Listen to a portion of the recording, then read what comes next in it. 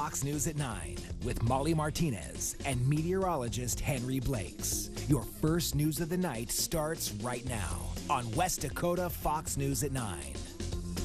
Good evening, I'm Molly Martinez. The countdown is on until the skies above North Dakota are lit up with a fiery display of patriotism. With the 4th of July just 2 days away, some are getting a little trigger happy with their pyrotechnics. In fact, about a dozen people were slapped with hefty fines after setting off fireworks in Mandan over the weekend. Reporter Daniela Hurtado gives us a look at where you can and can't fire them off. The 4th is a time for celebration across the nation, but where you celebrate in our viewing area could get you in a bit of trouble. And I think we're going on 4 or 5 years with this particular ordinance. There had been some revamping done over the years. A number of years back we had a significant drought, and that's when they made some changes. Although people in Mandan can set fireworks off during certain hours on July 2nd through the 4th, Hauk says it's illegal to shoot off fireworks in city parks. In Bismarck, you're not allowed to sell or set off fireworks within city limits. You could get fined up to $1,000 for doing so. But in Burleigh County, you are, as long as the chance for burns are low. As long as the category is not in the extreme category or there's a red flag warning, people need to check before they fire off fireworks. Lieben says people are excited they'll get to enjoy the holiday unlike last year because of the rain we've been getting. For West Dakota Fox News at 9, I'm Daniela Hurtado. Both Mandan PD and Burleigh County Sheriff's Office want to remind people to be mindful of others when shooting off fireworks. Lieben says people should also clean up after themselves if they do decide to partake. And the Dickinson Fire Department is reminding people that it's illegal to use, possess, or sell fireworks within city limits. Dickinson police say officers will be taking a zero-tolerance approach to fireworks. They say if you're caught, you can expect a $150 fine and your fireworks will be seized. Over now to Henry for a look at some much calmer skies. All right, thanks, Henry. The North Dakota Department of Health's medical marijuana program says it will start accepting applications for dispensaries in Bismarck and Fargo next Tuesday. The dispensary will legally be allowed to sell products to registered qualifying patients and designated caregivers. Applications for the Grand Forks and Williston regions will start in September. That's when 4 of the 8 statewide dispensaries will be chosen. The remaining 4 dispensaries are expected to be named in January of 2019. The department says it hopes to have all 8 dispensaries operational by June 30th, 2019. A major meth bust by the Bismarck Police Department. Officers say they found 69 grams of meth during a traffic stop on East Bowen Avenue last week. A canine searched the car and found the drugs and paraphernalia. BPD says they arrested a 25-year-old woman. No charges have been posted yet. And that wasn't the only meth bust last week. Bismarck police say they found more than 200 grams of methamphetamine during a traffic stop involving a stolen car. It happened on June 30th. Officers stopped the stolen car and searched it, uncovering 206 grams of meth. BPD says the people claim they didn't know where the meth came from. The car was taken to the impound. Police arrested all 3 suspects, 41-year-old Laverne Golrus for ingestion, 37-year-old Roland Wilkie for theft of property, possession of a vehicle, possession of a controlled substance, and warrants. Alita Martinez was also arrested for driving under suspension. We're learning the identities of 2 men killed in a Mandan house fire last Wednesday. Mandan police say they were 30-year-old Theodore Wilson and 62-year-old Luis Herrera, both of Mandan.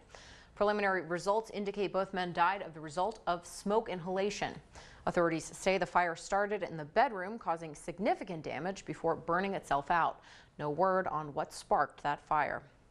2 North Dakota departments are offering assistance for households who may need help staying cool during the summer months. The Low-Income Ho Energy Assistance Program helps qualifying individuals to buy or install window air conditioning units, repair an existing one, or buy fans. To learn if you qualify, you should contact your county social service office.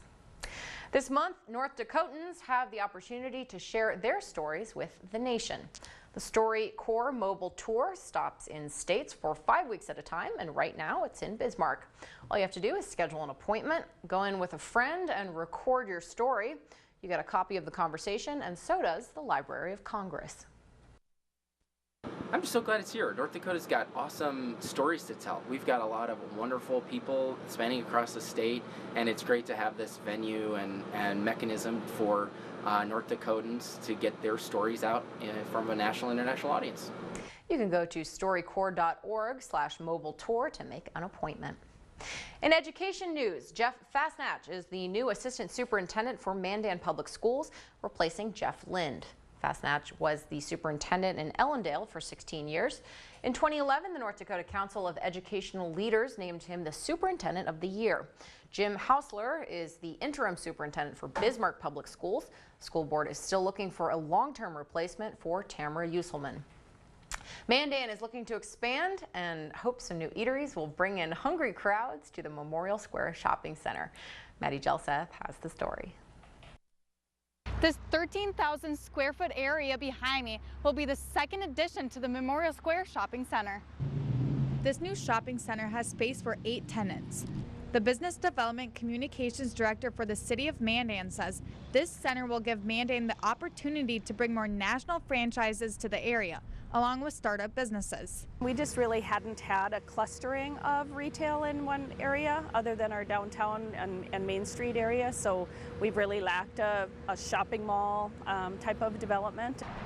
Huber says this area is very accessible to both the Bismarck and Mandan area because it's right off Memorial Highway. It's 70% of the market share within Bismarck and Mandan can be reached from this location within a 7-minute drive time.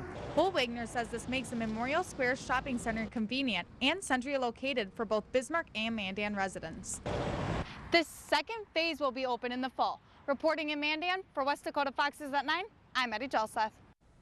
Bismarck is welcoming back a hometown hero tonight. Carson Wentz is lending some of his limited free time to speak to some young athletes. This was earlier today at Sanford Power. Kids had the opportunity to ask questions of the NFL quarterback, and 3 lucky ones received a signed jersey from Wentz. Wentz tells us he's healing nicely from his season-ending knee injury. After the break, a miracle in Thailand. A youth soccer team that went missing over a week ago is found alive. We'll show you where they were trapped and why they still can't get out. The president announcing that a week from today we'll know his pick to fill Justice Kennedy's soon-to-be vacant seat on the Supreme Court. Fox News correspondent Lauren Blanchard shows us the short list and why Democrats are concerned. We're going to see another great conservative constitutional judge like Neil Gorsuch. And I think when push comes to shove, we're going to get 2-3 Democrats, which is what we got the last time. And hopefully all the Republicans. President Trump narrowing down his list of 25 candidates, with these 5 getting serious consideration. The president meeting with 4 potential justices this morning. They are outstanding people. They are really incredible people. In so many different ways. But at least one possible nominee is already facing fierce criticism.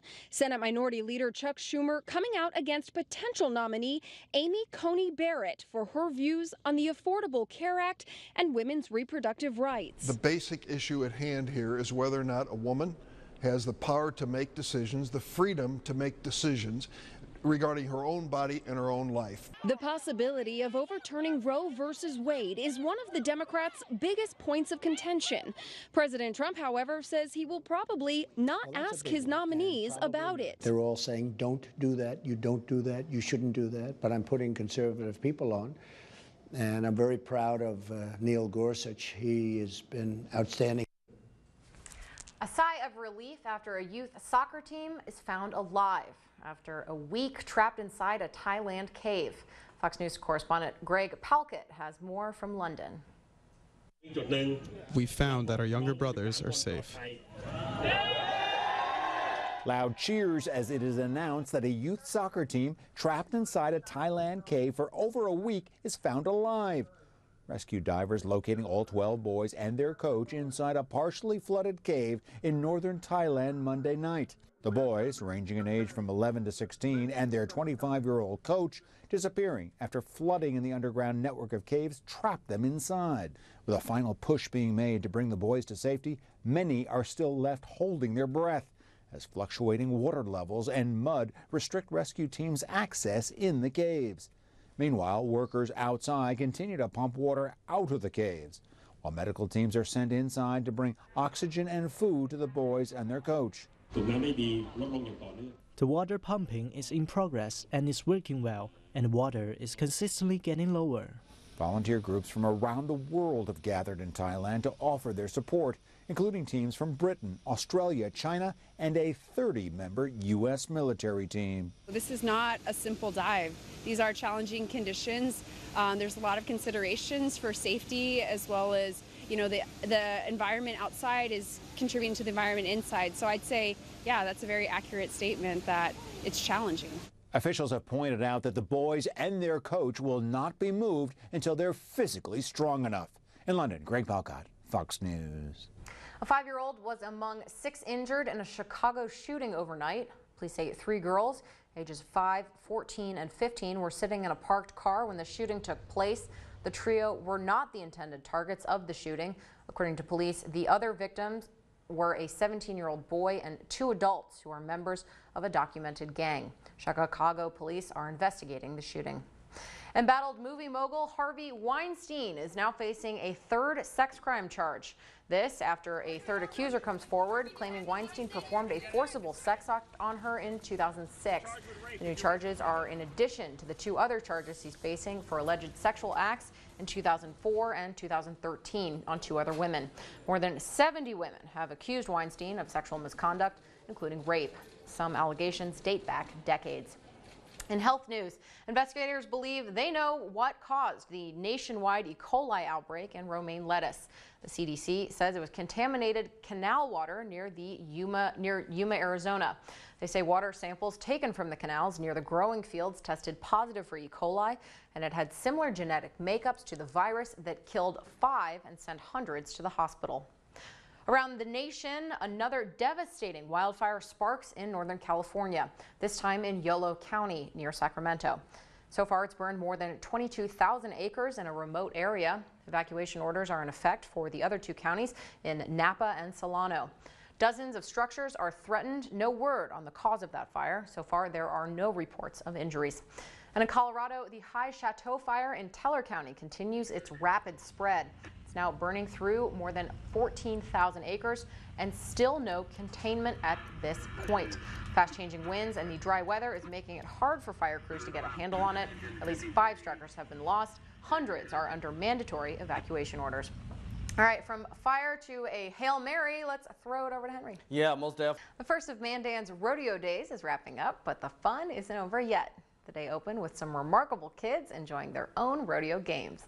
John Salling has the story. These kids are getting to be cowboys and cowgirls for the day, and we're happy to talk about their favorite parts. Their radio is pretty awesome. I ride on a horsey. I got the bow, and I ride on the bow. 30 children with special needs got to try roping and riding. I think that it's something that builds confidence with the kids. They get to go ride the horse while they're supervised, but it's something that they get up there and they think that they are so proud of what they're doing. And they just have a lot of fun, so I love the joy that it brings to the kids. Say thanks, Mojo. The event was started in Mandan 3 years ago by Brittany Shook. Horses and rodeo is a big passion of mine and really near and dear to my heart. So being able to share that experience with the other kids and the families is really important, and I guess just is a really great feeling. Rodeo days will continue with Art in the Park Tuesday and Patriot Night featuring Miss America, Kara Munn. For West Dakota Fox News at 9, I'm John Salling. After the break, the 4th of July means a sky full of explosions, but that could spell out a scary night for your pet. The Found Animals nonprofit say more pets go missing on the 4th of July than any other holiday. To protect your pet, the organization suggests creating a safe space for your dog or cat to relax, especially if they're afraid of fireworks. Also, be sure your pet is microchipped. It's looking like we're going to have some wet weather maybe for the 4th of July. Yeah, hopefully during the first part of the day. Afterwards, things look to be drying up for the most Things for the most first part of the day, yes, but then things will be drying up afterwards. Right now, severe thunderstorm warning for Grant County. This does include Raleigh, who's getting hammered, and St. Gertrude as the storm pushes to the southeast. I'm going to put this in motion for you because at this rate, it is going to be heading towards Porcupine as well. So be on the lookout, likely getting some heavy rain and hail from this severe thunderstorm. Still straight over St. Gertrude right now, likely getting some inch or larger diameter hail at this time. So Porcupine, you are next.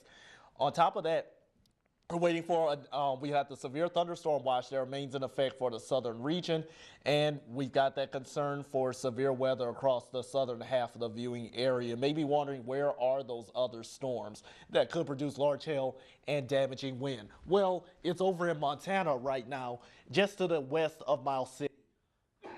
And that will be pushing it into southwestern North Dakota later on this evening into the overnight hours, bringing the western and central region into that slight risk of severe weather. So for tonight into your Tuesday morning, that's where the severe weather threat is going to be, but through your Tuesday, conditions will improve. Similar conditions for Tuesday night into your Wednesday morning, with improving conditions in time for festivities for your Independence Day. Afterwards, lots of sunshine, but becoming hot Friday, Saturday, with temperatures near 90. Henry, it's getting hot, but it feels like winter. You know, you're in a hailstorm, you're getting a cold. Hey, we're going to see you tomorrow, and have a great night. And keep your cars parked indoors.